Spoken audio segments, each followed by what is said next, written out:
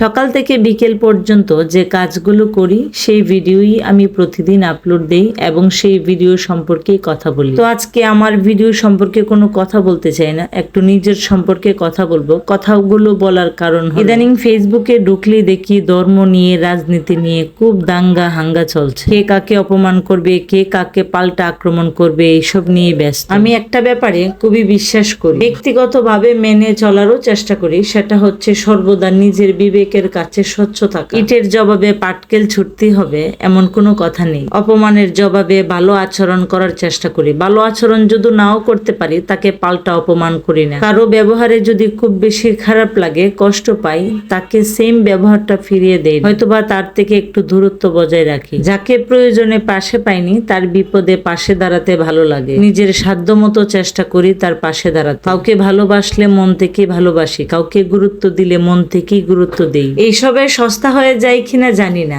তবে নিজের প্রতি অভিযোগের জায়গাটা আর থাকে না। এমন অনেক ব্যক্তি আছে দেখবেন, আত্মীয় স্বজনের মধ্যে হয়, অনেক মেপে ঝুঁকে সম্মান করে, ভালোবাসে, মূল্য দেয়। হ্যাঁ, এটা সত্যি কথা, যে আমাকে মূল্য দেয়, গুরুত্ব দেয়, ভালোবাসে, সেই কয়েকজন মানুষকে আমি আমার লাইফ থেকে কখনোই দূরে সরে যেতে দিব না। কারণ প্রত্যেকটা মানুষের জীবনে এমন মানুষ খুব কয়েকজনই থাকে, তাদেরকে হারাতে দিতে নেই। যারা অবহেলা করে, ছেড়ে যায়, বদলে যায়, প্রয়োজনে পাশেও থাকে না, আমার মনে হয় তাদের কোনো এক সময় অনুশোচনা হবে। মাঝে মধ্যে ভাবি, প্রত্যেকটা মানুষের মন মানসিকতা যদি এমন হতো যে দ্বন্দ্ব করে আসলে কোনো লাভ হয়, এটা শুধুমাত্র সাময়িক তৃপ্তি বা সাময়িক আনন্দ দেয়, যে আমি কাউকে হারিয়ে দিয়েছি বা আমি জিতে নিয়েছি। এই সংঘর্ষের ফলাফল কিন্তু ভবিষ্যৎ অন্ধকার।